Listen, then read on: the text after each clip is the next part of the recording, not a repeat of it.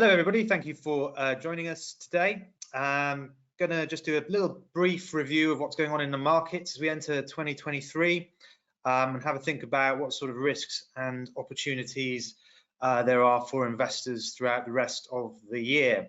And as we're going through, you're probably going to notice a little bit of a running theme, which happily is the title of this presentation, which is the glass half full or is the glass half empty? Because quite a lot of the kind of data sets and events that we're going to be talking about, you can really come to two very different views on them, whether the glass is half full or whether it's half empty. And I think normally when we use that phrase, what we normally mean is something quite trite and rhetorical, but actually it does have implications for what your views of markets are, because when we're talking about whether the glass is half full or half empty in this context, we're also talking about the direction that it's going on. Is the glass getting more full or is the glass actually getting more empty? So we'll talk a little bit more about that as we go through the presentation. Let's just start off things with a little look at markets. So we've actually had a really positive start to the year in 2023 with markets, rising quite strongly. If we have a little bit of a look a bit further back over the last year, so still not a huge length of time, but we can see that there's a much more nuanced picture here. So the big story, of course, of the last year is the bear market in the US stock market in the S&P 500, which is on the green line that you can see there. And you can see that actually fell by over 20%, but it has recovered some of its poise, but still down around 15% over the last year or so. The European market also struggling, but also rebounding quite strongly over the last quarter and into this year. And the same is true of the FTSE 100, which you can see there. So much for broken Britain. The FTSE 100's actually done very well, the best performing developed market over the last year. And before you rush in to tell me that the FTSE 100 is not a barometer of the UK because of all the international earnings, I do know that, so we will come on to that in a moment. But still a very good showing from the FTSE 100. This particular slide is presented in local currency. So that is dollars for the S&P 500, euros and Swiss francs for the MSCI World Europe Index, yen for the Japanese topics, and pounds for the FTSE 100. And the reason I say that is that it does have some implications for returns for UK investors. So I'd just like you to keep your eye on two things. The first thing is the differential that you can see there between the FTSE 100 and the S&P 500.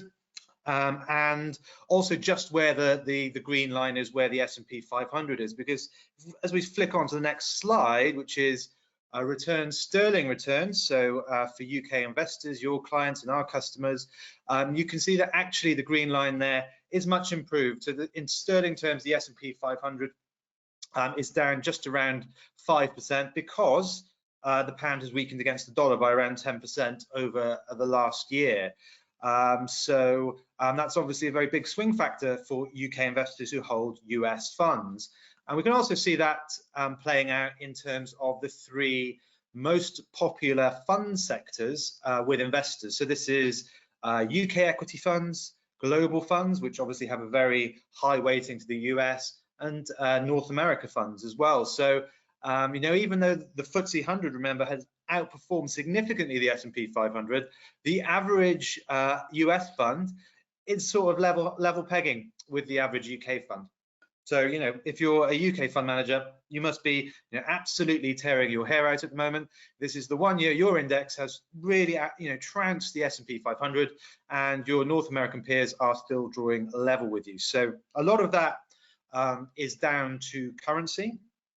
So that falling pound boosting the performance of global and North American funds. But there is another factor as well at play, well, at least one factor. And that's to do with the composition of the UK stock market itself and a style bias within UK active funds. So this is an excerpt from our manager versus machine report. It's a biannual report that we do, just looking at the number of active funds in 7 equity sectors which have outperformed a passive alternative. So the kind of row that we're particularly looking at right now is the UK all companies. They're second from the bottom. So what you can see there is that over 2022, only 13% of UK funds, active funds, outperformed a passive alternative. So a really poor year for active fund managers. But actually over 10 years, if you look at the 10-year column there, 60% have outperformed. So actually quite a good result, particularly compared to other areas. And this is probably the first point at which we're going to encounter the idea that the glass is half full and also half empty, because actually it's the same dynamic which explains both the short-term underperformance and the long-term outperformance of active funds.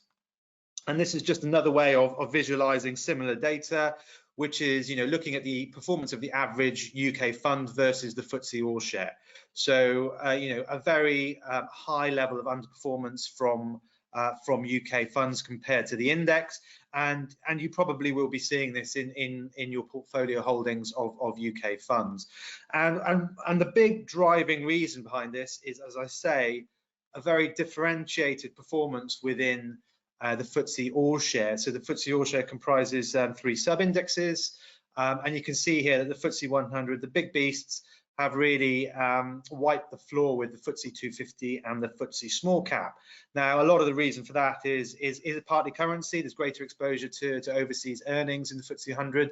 Some of it is sectoral as well. So obviously a lot of oil and gas exposure in the FTSE 100, which is has obviously done very well over the last year. Also, the defensive sectors like defense and tobacco have done pretty well over the last year. And AstraZeneca, one of the biggest companies, has also done very well over the last year. And at the same time, the mid and small cap indices have obviously sold off quite considerably. And the reason this kind of plays into the performance of the average active fund is because active managers are very heavily overweight mid and small caps and very underweight large caps.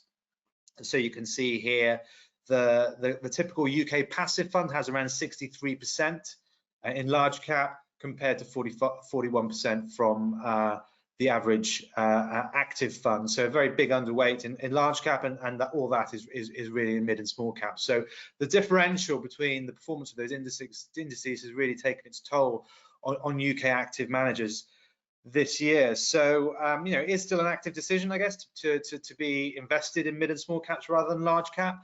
I think there probably are structural reasons why active managers do that rather than sort of just tactical reasons.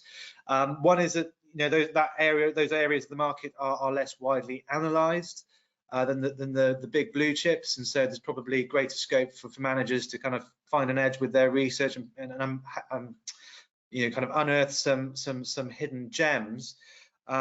So that's one reason for it. Another reason probably is the composition of the UK stock market. It's actually quite concentrated at the top end. So if you look at the very top end of the FTSE All Share index, you can see that actually there's some quite high weightings in single stocks.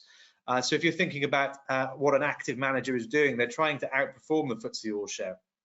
So you can see here 5, 6, 7%. That's quite a punchy active position for a fund manager to take in a stock, and particularly when, if you think, for instance, a fund manager taking a 7% position in AstraZeneca, that's a really punchy active position, a lot of stock-specific risk, and also not something that's going to differentiate you from the market, because that bit of your portfolio is going to perform pretty much exactly the same as the market. So I think there's probably an incentive for fund managers for that reason to also hunt a little bit further down the cap scale. And actually, over the long term, mid and small caps have significantly outperformed the FTSE 100 over 10 years.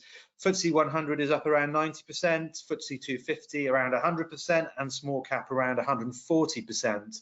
And if you go further back, that difference just gets bigger. And that's why, from that slide we saw earlier, actually 60% of active fund managers have outperformed over the long term. They've had a bit of a tailwind from that style bias, but it was definitely blowing against them in 2022. I guess if you do have any UK active funds in your portfolios that you notice are underperforming, of course, kick the tires and scrutinize them, but just bear in mind that there might be that kind of stylistic reason behind the underperformance. So that's a look at the UK market. Let's turn to the US market. In global terms, a much more influential market, of course. A very big reset in 2022. Between them, Apple and Amazon lost $2 trillion of market capitalization. A phenomenal amount of money, not dissimilar to the total amount of market capitalization of the FTSE 100, lost in a year by two, just huge companies. So, clearly, I think a lot of people are probably thinking there's been a big reset, there's been a big fall. Are we due a rebound? Is the glass filling up again? And I think, it's a legitimate question, but this chart, I think, perhaps suggests the opposite, that perhaps the glass is still somewhat empty. So a lot going on in this chart, so I will just take a little moment to kind of explain everything. So the blue line, relatively straightforward, that's the US 10-year bond yield. So government bond yield, you can see it's shot up recently as interest rates have climbed, currently standing at around 4%. This is on the right-hand scale. The orange line is the one that we're probably most interested in here. It's the CAPE ratio, so cyclically adjusted PE ratio, which is a very widely used measure of valuation for the S&P 500 in this case. This is compiled by the Nobel laureate economist Robert Shiller. And the kind of black dotted line that you can see is the reason why it's a very widely used measure of valuation, because that black dotted line shows you the annualized 10-year returns from the stock market over the following 10 years, so subsequent 10 years from the dates at the bottom. So you can see that black dotted line actually runs out in about 2013, because the period that it would be looking at there is from 2013 to 2023, and we don't fully know what that 10-year period is going to look like yet. And what you can see is that there is a fairly inverse relationship between the value at which you buy in to the market, so the CAPE ratio at which you buy into the market, and returns from the market over the 10 years following that point. So the higher the CAPE ratio when you buy in, by and large, the lower the returns over the following 10 years. And I guess if you're the glass half full kind of person, you're kind of looking at this and saying, well, look at what's happened to valuations over the last 6 to 12 months. They've come down by around 20-25%. So they were around getting close to 40 times cyclically adjusted earnings. They've now fallen to below 30. So there's a sale on. This is a good time to be buying in. I think if you obviously take a longer term view, then you're probably sitting more where I am, I think, which is that the glass is a bit half empty on this front. If you look back to when valuations have been as high as they are now in previous eras, then obviously there's the recent era that we've just been through, because those valuations have fallen back. Before that, the time you have to go back to is the .com boom. And we all know what happened after that. And then before that, you have to go back to the roaring 20s and just before the Wall Street crash. And you can see that for most of the time, valuations have been significantly lower than they are at the moment. And that suggests that in terms of if you believe in reversion to the mean average, then that means that there is further scope for valuations to fall. And on the glass half empty case, you might also point to that blue line, which is heading upwards. We don't know where that's going to go, of course, but the central bank's still raising interest rates. We don't know how aggressively they're going to do it, but that also is probably not a particularly positive sign for valuations. So that's kind of like how the US stock market is looking at the moment. If we look across to Europe, as I mentioned, there's been quite a rally at the start of this year, and I think a lot of that is down to what we've seen in the commodity market. The European gas prices are falling back very rapidly. So I think that this is straightforwardly a glass half full kind of scenario. This is, commodity prices like gas are very unpredictable. So I certainly wouldn't want anyone to start counting their chickens at this stage, but I think this is kind of a very positive development at the moment for European economies and for markets, and obviously for inflation as well. So, one particular fly in the ointment. I mean, there are several potential flies in the ointment, of course, a further flare up in Ukraine. But one that possibly worth keeping an eye on is China's reopening. Will that increase demand for gas and lead to rising gas prices, particularly as we head towards next winter, which is obviously kind of going to be the next focus as soon as we get through this one. Worth keeping an eye on that. But I think that one is a positive trend. And just while we're talking about China, again, the kind of reopening, I think you can characterize as either being glass half full or glass half empty. And the reason I say that is because I think it's a positive thing long term. Obviously, the Chinese economy reopening, that's good for the global economy as well. But it could be a bit of a bumpy ride as we get there, because there are going to be a lot of COVID infections. This chart just shows you the number of over 80s vaccinated in China. So I mean, this is kind of a kind of proxy for wider vaccination rates. And as the infection spreads, then you can expect supply chain disruption across the global economy, but also, I mean, obviously there's a very big health problem here as well. Unfortunately, lots of people are going to die because as a result of this reopening. There's going to be a huge amount of pressure on the Chinese healthcare system as well. So I think there is a question to be asked about whether the Chinese government should really have been better prepared for this COVID reopening, which seems to come about very suddenly, and should they really have got these vaccination rates up ahead of this? And I think the answer to that is almost certainly yes. So again, just potentially a glass half full, half empty situation there with China's reopening. So let's move on from equities for a moment to the sleepy world of government bonds, which has been anything but sleepy over the last year or so. So this chart is showing you the 10-year gilt yield. So you can see it was trading around 1% just a little under a year ago. And is now at around 3.5% via a rather frightening trip to 4.5% during the height of the Trussonomics frenzy. So that rise in gilt yield, of course, means falling prices. And this is the performance of your kind of main sterling bond sectors over the last year. So you can see UK gilts are down around 20%. Index-linked gilts down over 30% over the last year. If you've tuned into one of these presentations before, you've almost certainly heard me banging on about annuity hedging funds and how potentially dangerous they are, down 30% also this year.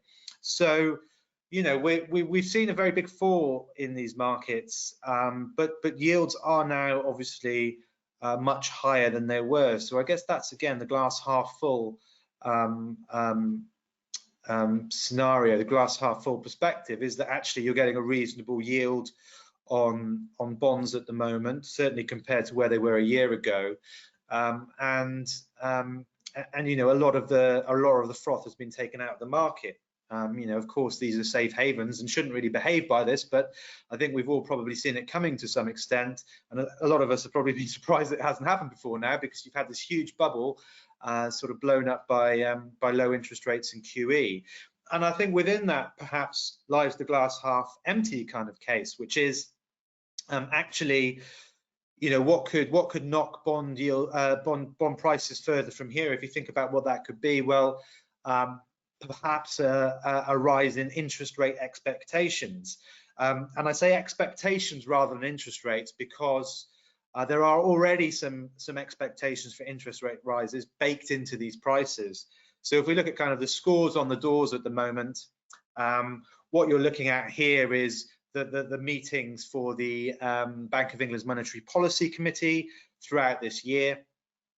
And what the kind of interest rate swaps market is basically pricing in as base rate at these various meetings. So you can see what's priced in at the moment is a rise up to around 4.5% in the middle of this year, and then sort of tapering off, maybe even falling backwards. So that should be baked into gilt prices. So any rise in those expectations could knock gilt prices. That could happen if the central bank is turns out to be more aggressive than the market is expecting. I personally, I don't know. I don't think that's the case. I mean, no one really knows how 9 people in a room are going to vote, every month or so on interest rates. But this looks like a reasonable path to me for interest rates as things stand at the moment, particularly with those gas prices coming through. I guess perhaps the question is, maybe inflation will fall back, but what if it remains higher than target?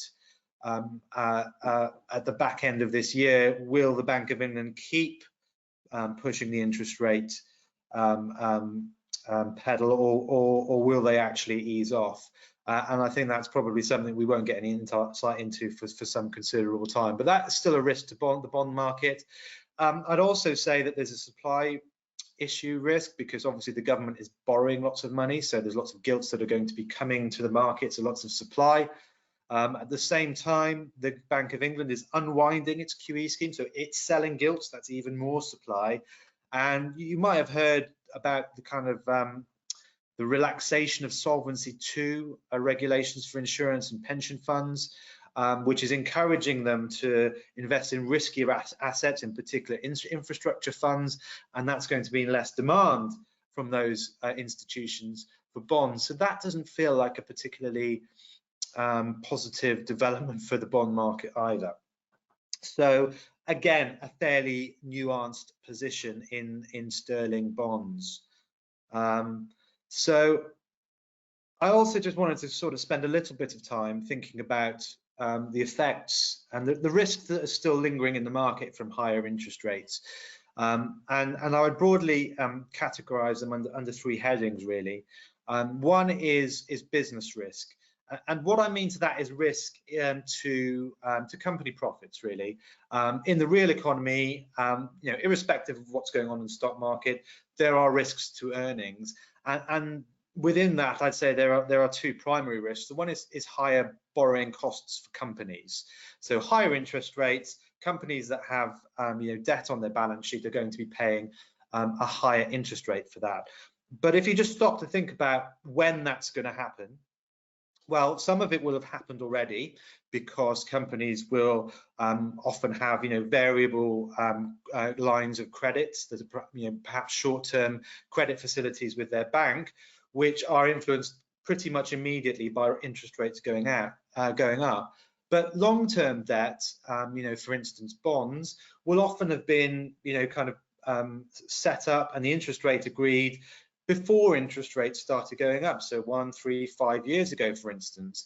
And though the rise in interest rates won't start to bite for those that debt until they actually mature and businesses have to re-broker those loans, they have to refinance that debt, at which point there's some more pain to come, I'm afraid. And I'd say the same about the second form of business risk, the risk to profits, which is lower consumer demands, because consumers are also going to be constrained by higher interest rates. And again, if we think about how that might be, well, obviously immediately through things like overdrafts and credit card rates, but also let's remember that probably one of the kind of biggest sources of debt that we all have are mortgages. And again, if you think about when that is going to actually hit and when we're going to have that crunch, well, it's not all happened already. Clearly, some people will have variable mortgages and they will be feeling the pain. But a lot of people in the last few years have obviously been buying fixed mortgages quite intelligently, because those fixes have been quite low, and those fixes have tended to be over 2 and 5 years.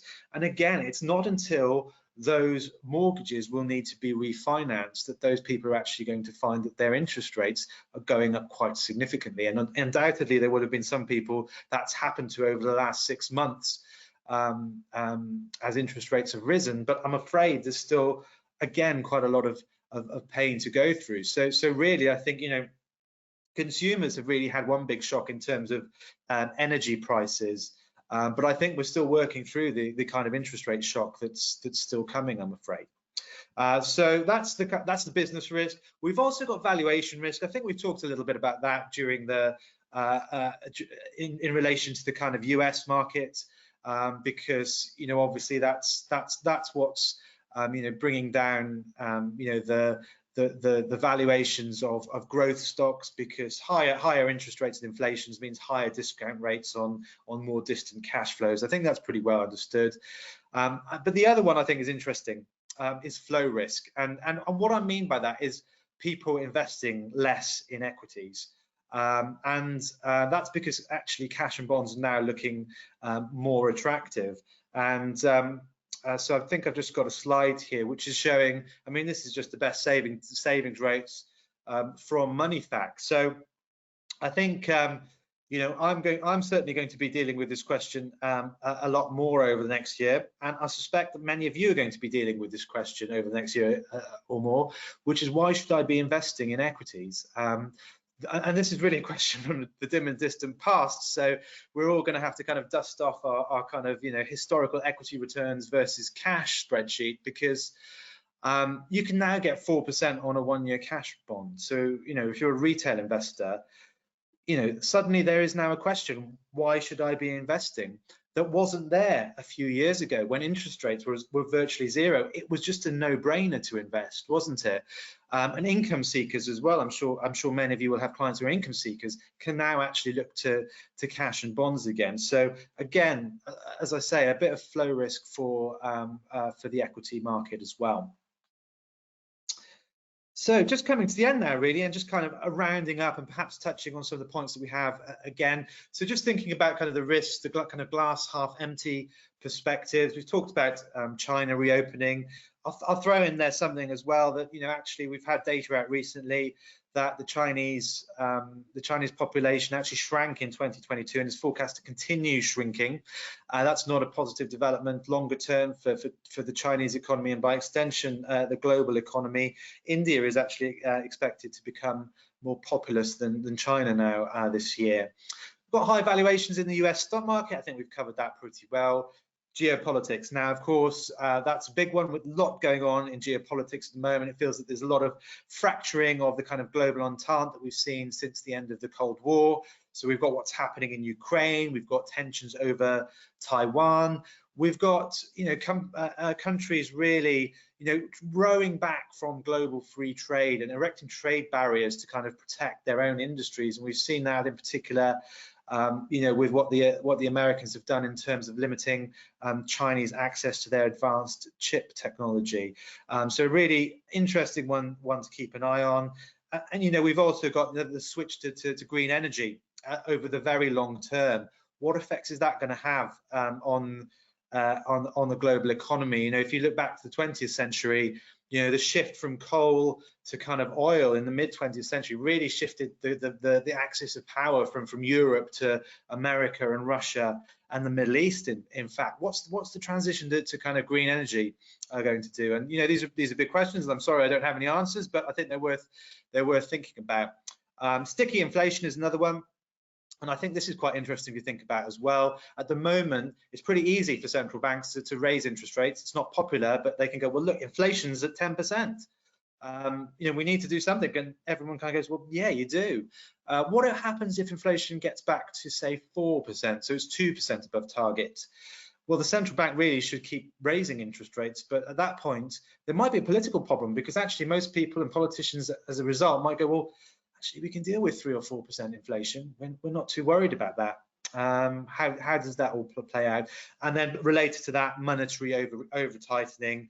You know, if the central banks go too far, which they obviously often do in both directions, because it takes quite a long time for monetary policy to actually take effect, and they push us all into a global recession. And we know obviously that the global economy is expected to slow this year. So I am going to leave you on some positive points you'll be glad to hear, because the glass is, there are some cases for the glass being half full. So the China reopening, as I say, that is longer term a positive. And also I did mention European gas prices. Those higher cash and bond yields that we talked about, again, maybe not so positive for equity markets, but actually for your customers, that's actually a good thing. And it feels healthier and more normal that interest rates are not at zero. And we've got to this point, I think, without a mega disaster that could have happened from the end of the end of the era of cheap money happening. I'm not saying we're entirely out of the woods yet, but so far nothing really terrible has happened in terms of knock-on effects from higher interest rates. And it does mean for kind of income seekers and diversified portfolios, actually kind of bonds are at least more attractive than they were, if not kind of attractive in absolute terms. Dividend cuts in the pandemic actually mean that I think probably UK dividends are looking okay, even though we're kind of expecting a kind of an economic slowdown. A lot of companies took the opportunity in the pandemic to cut back dividends to kind of much lower levels. So actually that probably now stands us in relatively good stead. Better US valuations. Again, as I say, if you take a longer term view, I'm not sure that US valuations are still looking attractive, but I think some people will make the case that valuations, well, they are looking better than they were, I suppose. And finally, disinflation. I think that is going to be the story of this year, that inflation falls back, barring some kind of extraneous shock, further extraneous shock. I guess the question is, how far will it fall back towards that 2% target, and will it go the other side as well? I guess is another risk that we haven't really discussed. But there's only so much time that we've got today, so that brings us to the close of today's presentation. Thank you very much for joining me. I hope that's given you a little bit of food for thought, and I hope to catch up with some of you a bit later in the year.